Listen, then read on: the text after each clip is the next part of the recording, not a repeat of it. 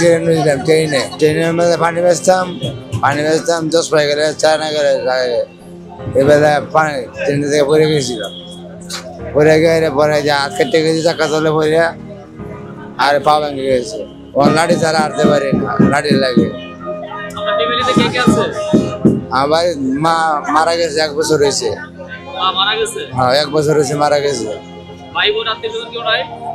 আছে বড় বোন আছে বিয়ে করছি মাইয়া আছে। বউ কোথায়? বউ গেছে সৌদি মেয়ে বিয়ে দিয়েছি। মেয়ে খোঁজ খবর নেই আপনার? খোঁজখবর নেই খোঁজখবর নেই। তো আপনার বউ যে গেছে যাওয়ার পরে কি আপনার সাথে কখনো যোগাযোগ হয়েছে? হ্যাঁ আপনার পরিবারের সাথে কি পরে কখনো যোগাযোগ হয়েছে? না পরে আর কোনো আর যোগাযোগ হইতাম আমি আমার লগে যখন না কয়ে তখন সৌদি গেছে গা আমার কাছে টাকা পয়সা লইয়া তাহলে আমি ওর লগে আর কথা মাথা বলি। কত টাকা নিয়ে গেছিল? 2 লাখ টাকা লেগে গেছে। 2 লাখ টাকা নিয়ে আপনাকে নিঃস্ব করতে চলে গেছে? হ্যাঁ তখন কি আপনি এই অবস্থায় ছিল? আমার এই অবস্থায় আছিল।